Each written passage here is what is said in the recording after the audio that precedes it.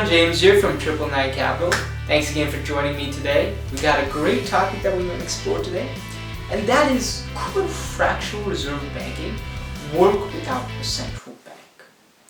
Now, let's face it, we all know that central banks are pure evil. For the past couple years, what they've been doing is that they've been printing money out of thin air, eroding and devaluing the dollar, which essentially makes them richer while making you poorer with each minute.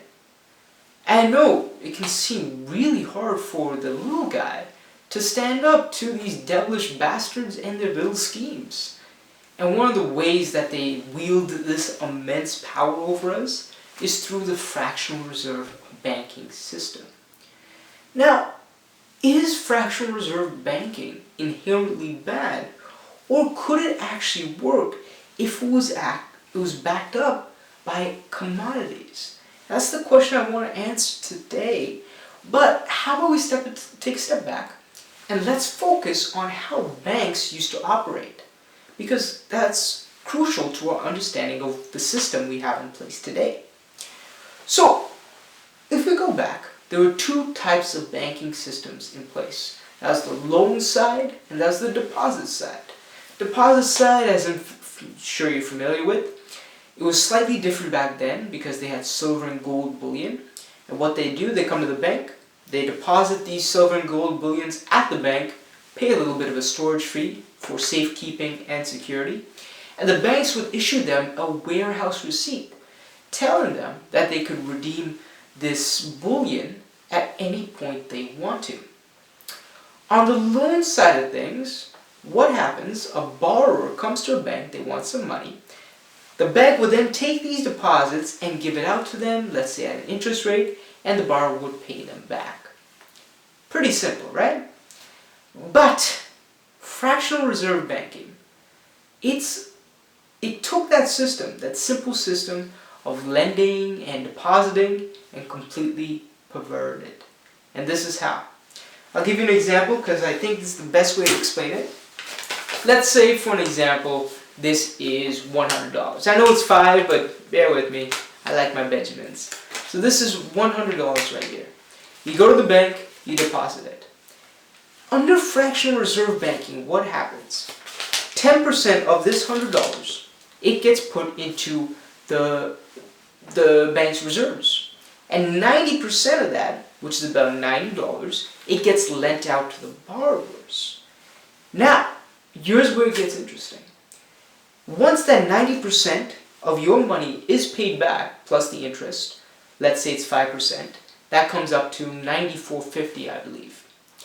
Now, that 10% is taken away from that $94.50 and added back to the reserves, so about $2.50.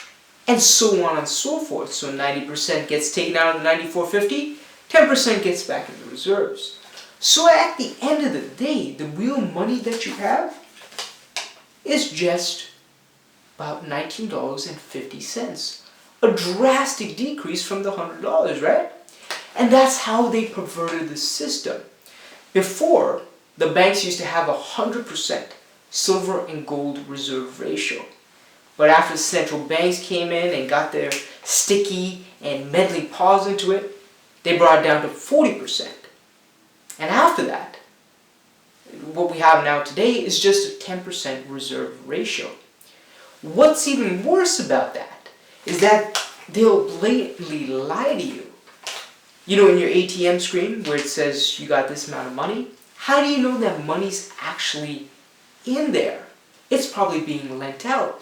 And what they do, when you go to the bank, if you say, give me my money right now, I want to withdraw everything, they'll say, we can't do that, but we'll give you interest earned, let's say a 4% annual interest rate.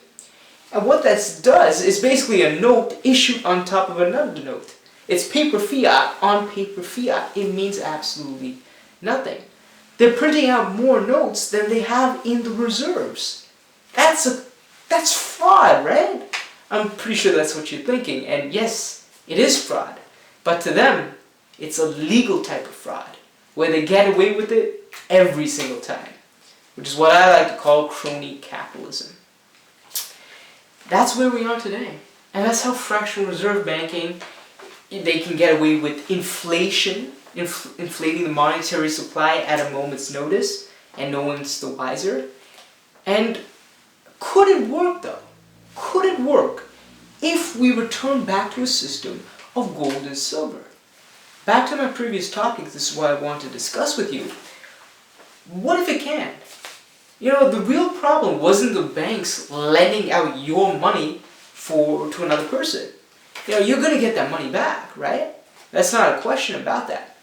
The real problem was the banks openly lying to your face by throwing cheap money into your face like smoke and mirrors, saying this is what you have, when in reality you have next to nothing of that. It's nowhere near that amount. That's where the real problem is. With the silver and gold reserve, where it's 100%, it's pinned to something.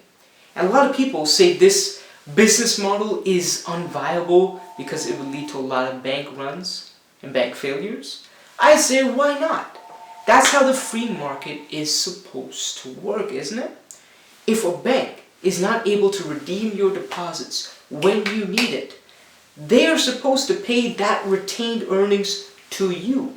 And if they aren't able to recoup their losses in that period of time, they're gone. They're finished. They should have made a better business decision with the borrower. And what could this mean? What are the implications of this?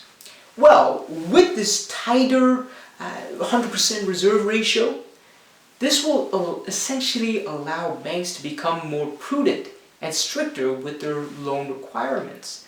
It will require them to vet them more considerably so than what we have today, where the old schmuck off the street can go up to a bank and ask for a $50,000 loan. That's not what we want. And what also this could mean for the future of banking is it will help you to store up real wealth. At the end of the day, that's what it's all about. The commodity system is designed to make you richer. Not just, I'm not talking about sugar, soybeans, or anything like that. Gold and silver, they'll always be going up. I know there was a bit of a dip. There was a dip last week. But silver, it's not in a bubble. It's going to keep climbing upwards. Same thing with gold. It's reaching the highest highs that it could have, but it'll soon pick up. That's what I'm trying to get at. Because I really do think there's a lot of potential there. And not just for the local bank side too, also for the grand scheme of things when it's related to macroeconomics. Let's say under this inflation system, right? Let's say if the money supply was just supposed to skyrocket overnight. This would mean the price of consumer goods would increase, right? But the standard of living would remain the same.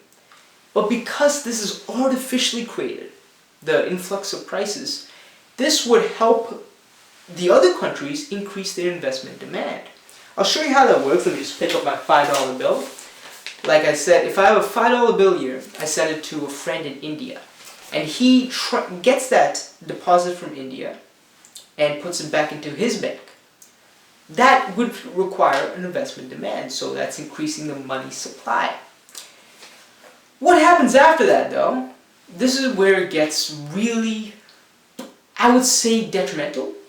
Is because it's an artificially created money supply and the prices are all fake, for lack of a better term, this decreases the demand for exports. Because everything's so expensive now, the shipping costs, they factor into that, and more industries will be less likely to ship things out.